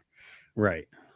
So you spent 5 points to deal with 17 points worth of model, right? Yeah. Plus she's a POW 8 and POW 12 weapon master, so she's going to do a little bit of work. Also Rat 9 POW 12. Also Rat 9 POW 12, doesn't care about line of sight. She's a great assassination piece because also disruption bolt, right? She can charge. She's base speed 7, so she can charge 12 inches away to anything and then shoot another 12 inches, right? Because she's got the double thing, right? And you got Boomhowler, which the reason why I'm bringing Boomhowler in every list right now is because shooting is so good and you can't bless off Force Barrier, right? You can't get rid of that. So like, just keeps your models safe for a round. Models being your caster, right? Being a defense 15 versus shooting can matter, right? It matters a lot when it's boostable guns hitting a 13. Yeah, right. So just questions about your solos then. So like Iris, I'm assuming you're playing more as like a skirmisher, but Argo and Boom Howler, are they like babysitters and support, or how are you usually using them? They are babysitters and support. In the early turns, they are supporting my models. In the later turns, kind of like on the very first turn, a lot of times I'll use Argo Brock to use stand your ground to give them, because he gives set defense, right? So my most forward unit can have set defense. So all my models are pretty much defense 13. So they go to 15s versus the charge. So that's pretty hard to hit a 15, right? And then I also will, if I will also on turn one, a lot of times I'll use the force barrier also on that same unit. So now they go to 15 versus shooting and 15 versus melee charge, right? And then that's assuming I don't also have some other to cover or anything else to hide behind against shooting. So my most forward unit becomes very durable on turn one. And then as shooting becomes more relevant because your caster has to move forward to not be in kill box, then these guys then start supporting the caster. But also, Stir the Blood is relevant for Gravediggers melee units, because you'll see that, like, I'm POW 9 trench knives here, right? So it goes to 11, and then Gravedigger Rangers are POW 12 or POW 10, and then with Brutal Charge they go to 12s. With Stir the Blood they go to 14, and with Electrify they go to 16. So 16 charges, right? So I kind of have to stack the thing to be able to, and I'm only getting 3 because you see the gunners are only POW 6. Right. So like I have to kind of stack the melee for them to be relevant, a relevant melee threat. You weren't kidding when you said, like, well, I only build armies that are symmetrical. this is pretty damn close. It looks symmetric, but I don't run it symmetric. Okay, yeah. Talk to us about how you put this together. And I'm guessing you're running 2 heavy airdrops. I am running 2 heavy airdrops. Yeah, yes. There you go. I don't know if Brandon does or not. I like the 2 heavy airdrops. One, because it really gives you options. Yeah, because of your different elements in your list, your battle group is unbelievable. Like almost the commandos are like the most expensive thing you have going on here, and like everything else is like bargain bin priced. But you have the least battle group, and the heavy airdrops mean you can have actually a lot of 50 mil scoring models. Right. So I mean, they're all lights, but like an interesting thing about this in this list is you're generally not counting on your lights for damage. Right. So when you talk about scoring potential, right? Look, I've got 1, 2, 3, and then 2 heavy airdrops for 5 50 mil scoring models, right? I've got 1, 2, 3, 4, 5, 6 solos for flag scoring purposes, right? And let me tell you, these heavy machine gun crews are pretty good at holding things down. Yeah. And then I've got 1, 2, 3, 4, 5, 6 units for scoring 40s. So pretty well balanced. And if you consider, pretty well balanced. I'm 5 battle group, 6 solos, 6 units, right? In terms of scoring. Like, so I generally try to design my list for scoring. Right. I typically I kind of have to I generally keep one of the commandos reserved for ambush. So you're usually ambushing only one. I'm only usually ambushing one, because it's like Brandon said, you really need to have, you can't really afford to ambush too much. And they're a 10-point unit, right? Right. Because you need enough board presence to threaten your opponent, right? Like if you don't have enough things on the table, then they can just take up the space, and you need to be able to take up the space, right? I typically like to go second, but if I go first, I pretty evenly deploy, especially in this list, because it allows you to spread evenly. And then I can disproportionately apply force depending on where the opponent is, because I can arc to where I can disproportionately, or where I feel I can get the most value out of disproportionately applying force. Right. Yeah, because that's an interesting thing, because like not only the symmetrical battle group deployment, and like once again, you are the first person who I've ever heard of actually use arc web. Like most people just treat it as a dead letter. it's interesting because you have these units. They're kind of premium on their offensive ability, but their defensive capabilities you're not really doing anything for, and they're kind of okay. But they actually need to commit to a lot less positions when you just have like a dorky little arc node walk up and Sparkhammer activates and says that whole single wound unit is dead, and now my infantry can just advance into a vacuum. Right. And I'm running 2 units of gun mages, right? So I can run they don't look like a 6-point light for gravediggers does work. Mhm. Like, yeah, he's an arc node. He's still got a pole cleaver, so he's still set defense. It's POW 12, and the trench blade is a POW Right. 12 as well, but it's brutal charge, so it's 14 brutal charge. You're essentially using your patriots are not only arc nodes, they're also time bandits. Like Yeah. that's a principal advantage of lights if you're not building them around a ridiculously powerful offensive weapon that they have, is they're either supporting models or they're big stonking bodies with a bucket load of boxes and better defensive stats than they have any right to. Right, but I mean, they're arc nodes, so I can arc onto themselves electrify. So now they become 14, 16, 14 on the pole cleaver and 16 on the charge. Mhm. Trench They blade. become good enough. And Yeah. Sparkhammer also has mobility, just, why not? And they're 6, they go to 8. Mhm. And reach, right? So 8 and 3 is 11, and 2 is 13-inch charge threat, right? So they can get places, right? And I don't have to worry about allocating to them because I'm going to run the gun mages kind of on the sides as well. If I need to allocate, I can. If I instead want to allocate to Beaker, I can, right? And so I just kind of split as needed. Yeah. Do you often run the Rangers on the same side, or are they getting split? It depends on the scenario, right? Like if the scenario is more centralized, I don't really need to. Yeah.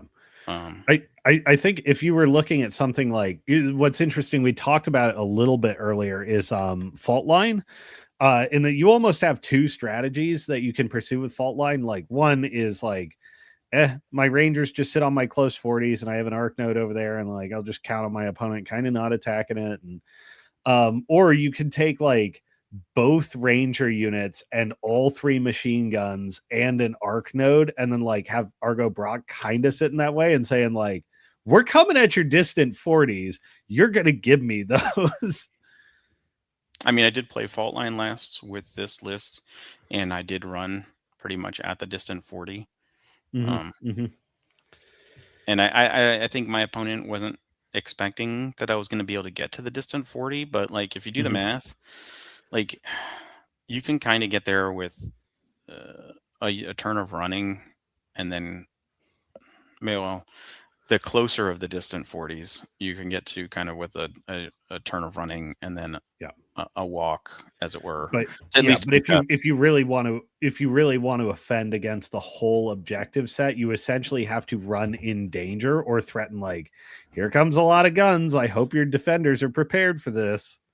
Yeah, and the thing too is, like, for the Rangers, if I go second, the Rangers get to walk forward and dig in, and then potentially get set defense and force barrier. So like they go to 13, 17, 19s. Right, and like double blast resist. Yeah, but no, they don't have like multiplying negatives, and now they're vulnerable to blasts again. Yeah, they don't have blast resist natively. No, but they get it when dug in. Oh yeah, they get it when dug in. Yeah. But I mean, like, now to hit 19s, now you've got to use disproportionate force to get rid of them, right? And then with the threat of an arc node hanging out by them to give them electrify to take them to 14 charges is a reasonable melee threat, right? And then it depending on the target, like the heavy airdrop allows me to drop in the Raider, right? So now they become 14 weapon masters, and I kill anything.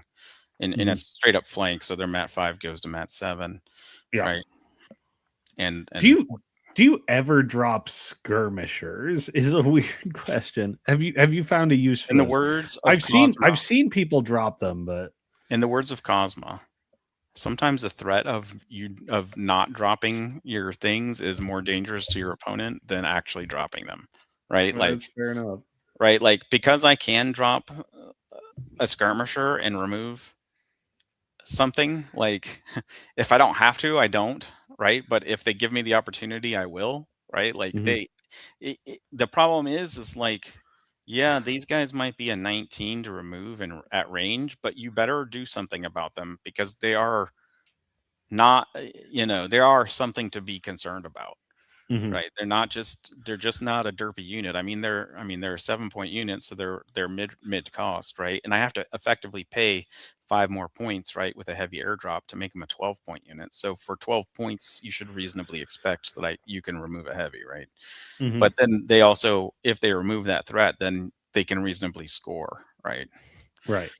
Um, so Yeah, you know what's interesting is this is a very symmetrical looking list that just functions on a lot of core asymmetries. And like all these models have really similar defensive profiles. This army's honestly almost a little squishy, but it reconfigures in ways that just make it prickly to approach. I think I think that there is a for Oh my Gravediggers god, something armies absolutely because you have stupid just hit me. You were pointing at medical crates and I'm like, "Oh my god, you can get repulse pushes on electrified grave diggers if you have a medical crate and your opponent's trying to melee them." yeah, you know what else is kind of stupid? That's Th- so niche, but you can do it. So this is also stupid. Um, just as a thought experiment, right? Like Buck Hasker, right? He's a tough model, Mhm. right? Sparkhammer is not, but he is. So he can benefit from medical crate, right? From the like, you know, if he's gonna die, but like whatever, assuming they don't have grievous wounds, right? Like Right. so medical crate goes off of what is it, damaged or whatever, destroyed, right? Oh, I don't remember offhand. I think You're it's the something Gravediggers like that. player. You're I supposed to don't know know. this. I don't. It's the timing rules, right? Yeah, yeah. When a friendly Disabled, model with marked, stuff is destroyed. You're talking yeah, about? It yeah. happens on So, there are three stages. yeah, Good stuffs happen, bad stuffs happen, yeah, model dies. So this happens on good stuffs happen. right, yeah, yeah. So on disabled, right? I can medical crate Buck on disabled, right? And then he gets his health back, right? Mhm. Um, if I was also running Stella and this was late game, I could give him Oh, last desperate word. mission. Yeah, I could give him Oh my last god, word. that's ridiculous. Oh, that's so obnoxious. Oh my god, that's such an obnoxious rowdies play. Oh, Yeah. good lord. Yeah, and then he could and the funny thing is like he also has silence of death, right? And he's got grievous wounds on his weapon. So like you could just be punching him with your assassin caster and you could be killing him and he could just be like, I'm gonna hit you 5 times back before you kill me. So Ugh. it's funny. I don't know if it would ever happen, but I don't think that's good, but it is funny. yeah, I I don't think tell you it's what, good either. It is funny. I did watch one game where a Resnick player like went for an assassination run on the enemy caster, didn't pan out. And then the enemy caster goes and kills Resnick, and the battle engine says, Resnick gets to move and make an attack before he's removed from the table, and Resnick completed his assassination run on his opponent's turn. That's funny. So The most niche thing, but it yeah. can happen. It can happen. I mean, Yeah. Stella is often run in high in Gravediggers because of precision strike, right? And you know, look, I mean, I'm not taking a small amount of models here, right? Like the 5, 10, and then 12 here. That's 22 models just in my units, and then another 6 here in my gun mages. So that's 28, 29, 30, 31, 32, whatever. It's a lot. Yeah, it's a big army. It's a big Yeah, army by Mark IV standards, to be sure. yeah. And it can deliver a surprising, like the infantry can deliver surprisingly heavy punches. So And this is to say nothing of like Beaker deciding to go and become the melee monster. right, this is nothing to do with the fact that Beaker can run, right? 10 inches, right? And then he's got reaction drive, so I can arc and electrify into him, right, for 1. Yep. If I took the 1 less spell, right, or 1 less cost spell, and then he's walks forward another 3, so now he's 13 inches, and then a 1-inch melee threat, right, for a POW 19 force hammers, right? Jackhammers. Or not force hammer, jackhammers, yeah. So for Yeah. POW 19 jackhammer, so 14-inch melee threat on Beaker, just running and punching things. All right. Well, that's that's interesting because David's list was sort of a sampler platter, and this one is quite symmetrical. But knowing the capabilities and when to recombine, even recombining the same unit with itself, can actually be quite decisive. Let me see. I think we'll probably wrap it there. Did you guys have any concluding notes on this on the modules discussion and how this plays out for scenarios? I think that was pretty thorough. Yeah, I mean, I liked I kind of like the bit, like the Invictus plus Tyrant, like, yeah, we say it's a 33 point module, but like, if you can win a side and just eliminate your opponent from, like, being able to just double score multiple objectives or multiple things on a side is a very decisive, like, outcome. Like, it can really force your opponent to start feeding you models, right? In order to just stay, for them to not just lose at the end of their turn. So because people are creatures of habit, and we're not habitually used to necessarily putting that much work into a flank. But like you say, if it wins the game, it wins the game, right? I think something to watch for as a coming thing is like, okay, we are talking about putting like near 40 points onto a flank, but the tactical situations where it's worth it are actually not that rare. And I think if there's probably like a long-term learning that'll take some time to adjust to, it's actually that that core dynamos either probably could stand to become a lot smaller than people are used to investing in. You usually see like 60 to 70 points in essentially like some core offensive wombo combo. That, or your core dynamo should be constructed in such a way that you can make it smaller if you need to. Like against this particular opponent, like I don't need that much battle group hitting power, so I'm going to just repurpose my arcane mechanics and these 1 or 2 heavies and just put them out on the side so I can win that. And I can trust my caster with the 2 remaining heavies to actually clear up the very limited opposition I'm fighting in the center of the board that calls for a heavy.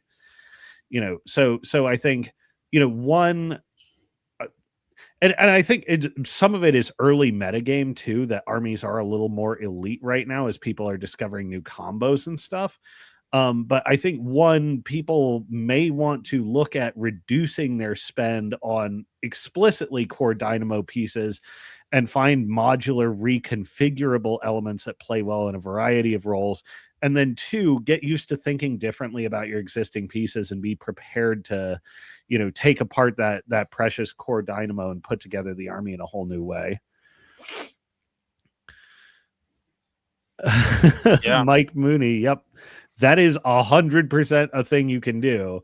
And like the hallmark of, all the flanking forces we've been really hyped for is like, what are you going to do about that? Like essentially for less than it costs. And the answer is often not much. Assassination. Yeah. It does not matter. I kill the caster. Oh, Sometimes man. it's your best out, unfortunately. That's true. But it's also, nobody likes to admit it's their best out. But like when I had a losing matchup and I saw maybe I can trick Brandon into giving me a 50-50, that's certainly better than the outcome of like any of my other strategies. So I should just be prepared to waste his time and make it happen. But I mean, think about it. Like, how many games were you like, well, I've got a 20% assassination run here. I don't know if I should take it. But I mean, like, if I were to tell you I could give you a 50-50 assassination run, like, I mean, I feel like that's like, what did you even have to commit for it, right? Like a unit of dudes that have electroleap, right? Yeah. I had to So, like, shepherd them a pretty bit weird, small and I had to commit. pull the fight apart a bit in a weird way, but yeah. This is something maybe that's like a future episode idea. It's difficult because there's so much ground to cover. It sounds like a simple thing to say, but there's so much ground to cover before like really describing it in detail, which is how to accurately gauge your odds of winning the game and when is an assassination worth it. Because people will turn their noses up at a 60%er, but that's because like the only reason they would do that is that all else being equal, they believe their odds of winning the game is greater than 60%. This is often not correct.